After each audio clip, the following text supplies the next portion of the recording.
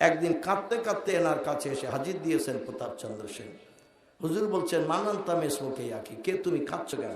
বলে, হুজুর আমি সেই চট্টগ্রামে জমিদার বাড়ির কীর্তি সন্তান। বলে, বাবা কাঁদছো কেন? বলে, আপনার হাতে হাত দিয়ে কলেমা পড়ার কারণে আমার সব হারিয়ে গেছে, স্ত্রী পুত্র জায়গা জমি ঘর বাড়ি সব হারিয়ে গেছে। আল্লাহ ওলি বললেন, বাবা কেঁদো না, আল্লাহ পাক তোমার হারানোর সম্পদ আবার ফিরিয়ে দেবে। এ বাবা প্রতাপচন্দ্র সেন শোনো, বর্তমান আমার মুরিদানের সংখ্যা আছে 90 লক্ষ। কতটা বললাম? আমার মুরিদানের সংখ্যা আছে 90 লক্ষ। তারা মোরাকাবা মশারা সবক পাল্টাতে 15-20 দিন 20 দিন 1 মাস অন্তর আসে। তারা আসলে আমি শুধু তোমাকে দেখিয়ে বলবো, এই ছেলেটা ভিন ধর্মাবলম্বী ছিল, এখন কলেমা পড়ে আমাদের ইসলাম গ্রহণ করেছে। ইসলাম গ্রহণের কারণে তার সব হারিয়ে গেছে। এই মুরিদানেরা, তোমাদের এই ইমানদার গরিব ভাইকে একটা করে টাকা তোমাদের দিতে হবে। আমার 90 লক্ষ মুরিদানকে তোমার সাহায্যের জন্য 1 টাকা করে দিতে যদি বলি, কেউ কি দিতে আপত্তি করবে? বললো, হুজুর 1 টাকা দেওয়ার দাম করলে কেউ আপত্তি করবে না। উনি বলেন, 90 লক্ষ মুরিদান যদি 1 টাকা করে দেয়, তুমি কত টাকার মালিক হবে? বলে, হুজুর হিসাবে তো 90 লক্ষ দেখা যাচ্ছে। উনি বললেন, বাবা তোমার বাবার সময় সম্পত্তি ঘর বাড়ি যা আছে, এই যুগে তুমি 90 লক্ষ টাকার মালিক আছো? বলে, হুজুর তাও অত নাই। বলে, তাহলে দুশ্চিন্তা নাই। প্রতাপচন্দ্র সেন বললেন, হুজুর জায়গা জমি ঘর বাড়ি নেওয়ার জন্য আমি আপনার কাছে আসি নাই। আপনি যে মাটির প্রতিমাকে ফল খাওয়িয়ে দেখিয়েছেন শত শত মানুষের সামনে, আমিও চাই ওই রকম মাটির প্রতিমাকে ফল খাওয়িয়ে পৃথিবীর মানুষকে দেখাতে। এজন্য ঘর বাড়ি বিবি বাচ্চা চাই না, টাকা চাই না। আমি আল্লাহকে বশ করে আপনার মতো দুর্জয়কে পরাজয় কি করে করতে পারি বলেন? আটলান্টিক মহাসাগরে গেল, প্রশান্ত মহাসাগরে গেল, যেখানে বহু জায়গা কেউ নিষেধ করবে না, বালি মাটি পাথর ফেলে বড় বড় দ্বীপ বানালে পানি আর পানি, অতই পানি। যেখানে সাগরের উপরে যে স্যাটেলাইট মেরে দিল বিজ্ঞানীরা, কতটা পানি একটু দেখি, বালি মাটি পাথর কত টেরাক দিলে আমরা দ্বীপ বানাতে পারবো? স্যাটেলাইট মারলো সাগরের পানির উপরে, মেরে বিজ্ঞানীরা হা হয়ে গেছে। জিজ্ঞাসাবাদ করা হলো, খবর কি, গিয়েছিল তাকে আশা নিয়ে, কতটা সফল হয়ে এসেছো? বিজ্ঞানীরা বলল, যেভাবে গেছি সেভাবে ফিরে চলে এসেছি। আটলান্টিক মহাসাগরের পানির উপরে লাইট মেরে দেখলাম, শুধু পানির গভীরতা হলো 12,000 ফুট। কতটা? 12,000 ফুট শুধু পানি। আমাদের পুকুর ডোবা খাল নয়, 4 ফুট 5 ফুট 6 ফুট পানি, 20-50 ট্রাক বালি মাটি পাথর ফেলে দিলেই ভরাট হয়ে যাবে। সাগরের পানির গভীরতা হলো 12,000 ফুট। আবার এই সাগরে দৈনন্দিন জোয়ার আর ভাটা হয় না, হয় না?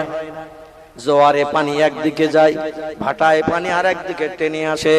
বিজ্ঞানীরা বলল, এখানে বালি মাটি পাথর ফেলে দ্বীপ বানাতে গেলে জোয়ার ভাটার মুখে পড়বে আমাদের বালি মাটি আর পাথর, আর জোয়ারের টানে ভাটার টানে কোন দিকে নিয়ে হাজির করবে তারও ঠিক ঠিকানা নাই। এত পানি, এই পানির উপরে বালি মাটি পাথর ফেলে দ্বীপ বানানো কোনোদিন সম্ভবপর হবে না। বিজ্ঞানীরা নিরাশ হয়ে ফিরে চলে এসেছে, দ্বীপ বানানোর আর চিন্তা নেয় নাই। এরা বলল, দেখি আরো একটা বড় সাগর আছে, নাম তার প্রশান্ত মহাসাগর। ওই প্রশান্ত মহাসাগরে যে দেখি পানির লেভেল যদি কম হয়, সেখানে বালি মাটি ফেলে পাথর ফেলে দ্বীপ টিপ বানিয়ে মানুষের বসবাসের সুযোগ করে জমি বিক্রি টিক্রি করা যায় কিনা। সেখানে গেল, স্যাটেলাইট মারলো। বিজ্ঞানীদের ধারণা বড় সাগর যখন বোধ একটু পানি টানি কম রয়েছে, সেখানে যে লাইট মারলো, যখন লাইট মেয়ে বিজ্ঞানীদের মুখ কালো হয়ে গেল, কাল বৈশাখী মেঘের মতন। এরা বলছে, আটলান্টিক মহাসাগরের পানির গভীরতা তবু কম। এখানে এসে লাইট মেরে দেখছি প্রশান্ত মহাসাগরের পানির গভীরতা হলো 14,000 ফুট। কতটা? 14,000 ফুট। আল্লাহ বলছেন, কিয়ামত পর্যন্ত চেষ্টা চালালেও তোরা সফল হতে পারবি না, তবে আমি তোদের এমন একজন প্রভু, ইন্নামা আমরুহু ইজা আরাদা শাইআন আইয়াকুলা লাহু কুন ফায়াকুন। একটু জোরে বলা যাবে কি? আল্লাহু আকবার। আল্লাহর শক্তি বেশি না মানুষের শক্তি বেশি? আল্লাহর শক্তি বেশি। আমরা যেটা দেখতে পাই না সেটা দেখতে পাই কে? আমরা যে কথাটা শুনতে পাই না সেটা আগে শুনতে পাই কে? আমরা যে খবরটাকে জানতে পারি না সেটা জানতে পারে কে? আমরা যে কাজটা তাড়াতাড়ি করতে পারি না সেটা তাড়াতাড়ি করতে পারে কে? তিনি বলছেন, আমি তোমাদের সেই প্রভু, যখন কোন বিষয়ে কোন হুকুম করি, এজা আরাদা শাইয়ান, কোন কিছু তৈরি করার পরিকল্পনা ইচ্ছা প্রকাশ করি, আইয়া কুলা লাহু, আমার জবান দিয়ে শুধু একটু বলি, কুন হ ফায়াকুন, সঙ্গে সঙ্গে সেটা হয়ে যায়। আমার কোনো কিছু বানাতে তৈরি করতে 1 সেকেন্ডের জায়গায় 2 সেকেন্ড সময় কোনোদিন লাগেনি এবং ভবিষ্যতেও লাগবে না। তোমরা যেন ধারণা করিও না সলিমউদ্দিন চাচা, আব্দুল করিম দাদা আর মনোরঞ্জন কাকার মতো আল্লাহ বুড়ো হয়ে গেছে, এখন আর পারবে না। এইরকম ধারণা যেন জীবনে কোনোদিন করিও না। আমি অতীতে ছিলাম যেমন, বর্তমানে আছি তেমন, ভবিষ্যতেও থাকবো তেমন, আমার কোনো পরিবর্তন নাই। আমি যখন যেটা ইচ্ছা করি মনে মনে শুধু একটু কোন বলি আর হয়ে যায়। পৃথিবীতে যত দেশ, সব দেশগুলো পানির মাঝখানে, ক্ষুদ্র ঘোলা পানির পলিকণা, ক্ষুদ্র ঘোলা পানির পলিকণা, গুঁড়ো গুঁড়ো বালির দানা আল্লাহ পাক এক জায়গায় করে হাজার হাজার একর বিঘে জমি, এই গভীর তলদেশ থেকে আমার আল্লাহ পাক জমিয়ে জমিয়ে প্রতিদিন জোয়ার হয়েছে, ভাটাও হয়েছে। জোয়ারের টানি পানি একদিকে গেছে, ভাটার একদিকে চলে এসেছে। আর ঘোলা পানির গুঁড়ো গুঁড়ো পলিকণা, ক্ষুদ্র ক্ষুদ্র বালির কণাগুলো আল্লাহ পাক পানির তলায় জোয়ার ভাটার মাঝখানে রেখে রেখে মাথা উঁচু করে পাহাড় মার্কা পৃথিবীর মানুষকে দেখিয়ে দিয়ে দিয়েছে। একটু জোরে বলা যাবে কি সুবহানাল্লাহ? নারে তাকবীর! তাহলে আমার আল্লাহর শক্তি বেশি না কম? এখনো বিজ্ঞানীরা শক্তিতে আমার আল্লাহর সঙ্গে এখানে এটে উঠতে পারেনি। ওরা এখনো পর্যন্ত কোনো দ্বীপ বানানোর চিন্তা সাগরের মাঝে নেয়নি। বললো আর যা পারি করি, ওখানে যাব না, কারণ ওখানে যে সফল হতে পারবো না। বালি মাটি পাথর ফেলবো, লঞ্চ স্টিমারে জলজাহাজে করে নিয়ে, আর জোয়ার ভাটায় কোথায় টেনে নিয়ে যাবে, জীবনে মানুষের কাছে দ্বীপের মুখ দেখাতে পারবো না। জামালার দরকার নাই, ওখানে যাব না। আল্লাহ বলছেন, তোরা যেটা পারবি না আমি আল্লাহ সেটা পারি। ঠিক না ভুল? আমার ভাইরা, সে আল্লাহ বলছেন, চাঁদ বানিয়েছি আমি, সূর্য বানিয়েছি আমি, আকাশ বানিয়েছি আমি, অল আরদ, এই পৃথিবীর জমিনগুলো তোদের বসবাসের জন্য বানিয়েছি আমি। এখন পৃথিবী ঘোরে না, চাঁদ সূর্য ঘোরে, সেটা আমার কোরআনে তথ্য কোট করে দিয়েছি। কোরআনের 27 পারা, সূরাটির নাম হলো সূরাতুর রহমান। আল্লাহ সূরা রহমানে বলছেন, ওয়াশ-শামসু ওয়াল কামারু বিহুসবান, চন্দ্র আর সূর্যকে আমি ঘূর্ণায়মান করেছি। পৃথিবীর চতুর্দিকে 24 ঘন্টা একবার করে রাউন্ড দিয়ে ঘুর খায়, তাই দিনের পরে রাত আর রাতের পরে দিন হয়। আর পৃথিবীকে আমি বড় বড় পাহাড় দিয়ে পেরে একসাথে রেখে দিয়েছি, দুনিয়া যাতে নড়াচড়া না করে, ঘোরা তো দূরে থাক। এখন বিজ্ঞানীরা বলছে পৃথিবী লাট্টুর মতো ঘুরছে, চন্দ্র সূর্য স্থির। তাহলে এখন আপনি কোনটা বিশ্বাস করবেন? কোরআনের কথা তো শুনতে এসেছেন, এখন কোনটা বিশ্বাস করে চলছেন বলুন? আমাদের ছেলেমেয়েরা স্কুলে যদি ভূগোল বইয়ের পরীক্ষা দিতে যায়, 3 নম্বর দাগে পরীক্ষায় লেখা হয়েছে পৃথিবী ঘোরে না সূর্য ঘোরে। এখন আমাদের ছেলেমেয়েরা কোনটা লিখবে? ছেলে মেয়ে পরীক্ষা দিয়ে বাড়ি এসেছে, বাপ বলছে কই দেখি প্রশ্ন দেখি। ভূগোল বইয়ের প্রশ্ন বাপের হাতে মেয়েটা ছেলেটা দিয়েছে, ক্লাস 4-3 পড়ে। প্রশ্ন দেওয়ার বাপ জিজ্ঞাসা করছে, 1 নম্বরের উত্তর কি লিখেছি? বলে এইটা লিখেছি। 2 নম্বরে কি লিখেছি? বলে এইটা লিখেছি। বলে ঠিক আছে। 3 নম্বরের উত্তর কি লিখেছি? এখন ছেলেটা বলছে উত্তর লিখেছি পৃথিবী লাট্টুর মতো ঘোরে, চন্দ্র সূর্য স্থির। বাপ বলছে ঠিক লিখেছি, যে তো 2 নম্বর হবে। কিন্তু আল্লাহ বলছেন চন্দ্র সূর্য ঘূর্ণায়মান, পৃথিবী স্থির। তাহলে বাপ মানলো, বাপ মেনেছে, মেয়েরও মানতে দেশে নাকি? ওই মেয়েটা ছেলেটা যদি উত্তরে লিখতো চন্দ্র সূর্য ঘূর্ণায়মান, পৃথিবী স্থির, রেজাল্ট আউটের দিন মাস্টার ওই দাগে ওর কোনো নাম্বার দিত নাকি? মাস্টার বলতো সারা বছর ভূগোল বই পড়িসনি আর উল্টো পাল্টা উত্তর লিখেছিস, 1 নম্বর তোর হবে না। কারণ ভূগোল বইতে লেখা আছে পৃথিবী লাট্টুর মতো ঘোরে, আর তুই লিখেছিস চন্দ্র সূর্য ঘূর্ণায়মান, পৃথিবী স্থির। এজন্য 2 নম্বরের জায়গায় তোর নাম্বার হবে 0। ঠিক না ভুল? কিন্তু আসলে লিখেছে সত্য উত্তর। কিন্তু মাস্টারের মগজ খেয়েছে বিজ্ঞানীরা। বিজ্ঞানীরা মাস্টারদের মগজ ঘুলিয়ে খেয়েছে, মাস্টারেরা আমাদের ছেলে মেয়েদের বাপের মগজ ঘুলিয়ে খেয়েছে। এজন্য আমরা কোরআন পড়ি না, কোরআনের মানে মতলব জানি না, তাই কোরআন বিশ্বাস করি না। অধিকাংশ ক্ষেত্রে আমরা সব কোরআন অবিশ্বাস করার কারণে বেঈমান হয়ে রয়েছি। অধিকাংশ ক্ষেত্রে আমরা কিন্তু বেঈমান হয়ে রয়েছি। কোরআনের একটা তথ্য যদি অস্বীকার করে বিজ্ঞানীর তত্ত্বকে আমরা মর্যাদা দিই, খোদার কসম আমরা আর মুমিন থাকবো না, সব বেঈমান হয়ে যাব। আমার ভাইরা, পৃথিবীর বিজ্ঞানীরা বলছে 10 দিক। এ ধারাপাতে লেখা আছে না নাই? কি অসুবিধা হচ্ছে নাকি? কোরআন তো শুনতে এসেছেন, আর কিরাম শুনবেন? একটুখানি আগে সইষে নেন, সইষে একটু ঘাস মেরিয়ে নেন, তারপরে দানা দিলে সারা হবে। ঘাস বাগানে দানা দিলে তো সারা হবে না, দানা সব বেকার হয়ে যাবে। পৃথিবীর বিজ্ঞানীরা ধারাপাতে লিখে দিয়েছে 10 দিক। লিখেছে না লিখিনি? ধারাপাতে বিজ্ঞানীরা লিখেছে একে চন্দ্র। আছে না নেই? একে চন্দ্র। আল্লাহ বলছেন, ওরে দুনিয়ায় দাঁড়িয়ে 2,32,000 মাইল দূরে চাঁদ থেকে তোরা ধারাপাতে লিখিস না। একটা তাল গাছের মাথায় উঠেছেন। ইউক্যালিপটাস গাছ একটু লম্বা হয় কিনা? ইউক্যালিপটাস গাছ তেলা মতন সস্যরি, এই গাছ একটু লম্বা মতো হয়। ইউক্যালিপটাস গাছের মাথার শিকড়ে চূড়ায় উঠেছেন। দূরে মাঠের দিকে তাকিয়ে দেখছেন একটা ছাগল বেড়াচ্ছে। আসলে ইউক্যালিপটাস গাছের মাথায় উঠে দূরের মাঠে দেখছেন একটা ছাগল বেড়াচ্ছে, পাশে একটা বিড়াল বেড়াচ্ছে।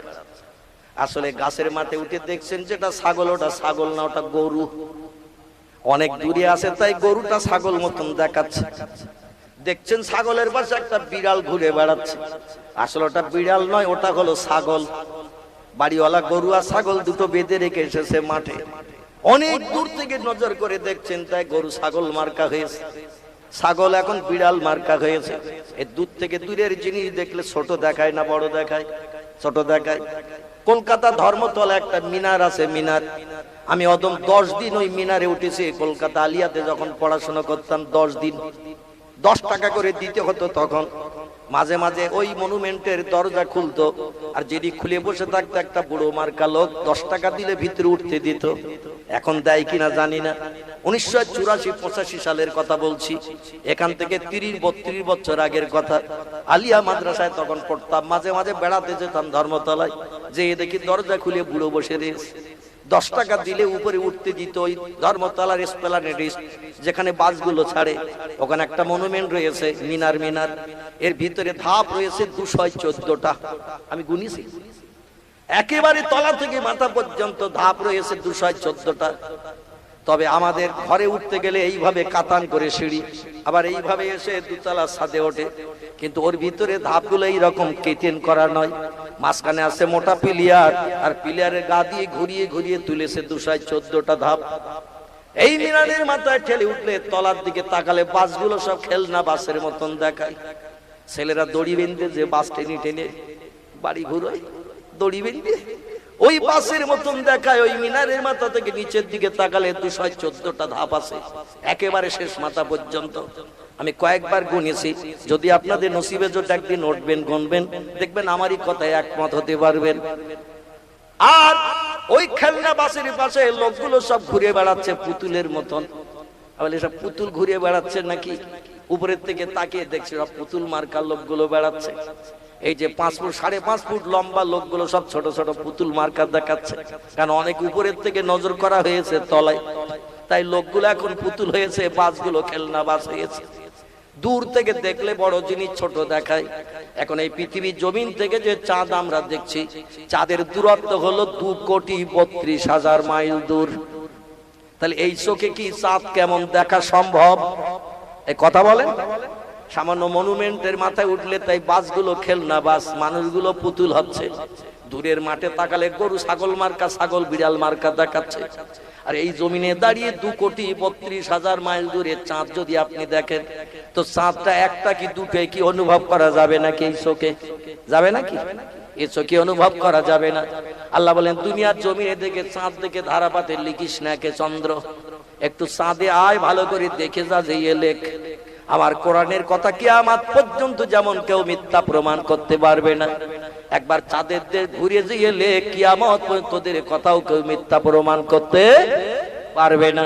তবে আন্দাজে তত্ত্ব লিখিস না, লিখলে শুধু কাটাকুটি চলবে কিয়ামত পর্যন্ত। জোরে বলুন একটু আমিন। 1969 সাল আমেরিকার দেশ থেকে প্রথম 3 জন বিজ্ঞান চাঁদের দেশে গেল। রকেট থেকে চাঁদের দেশে নেমে হাঁটতে হাঁটতে চাঁদের দেশের মাঝখানে গেল, যে দেখে 2টো চাঁদ জোড়া দেয়া রয়েছে। জোরে বলুন একটু সুবহানাল্লাহ। ওরা ফটোগ্রাফ করে নিয়ে পৃথিবীতে নেমে আসলো চাঁদের দেশের মাটি নিয়ে।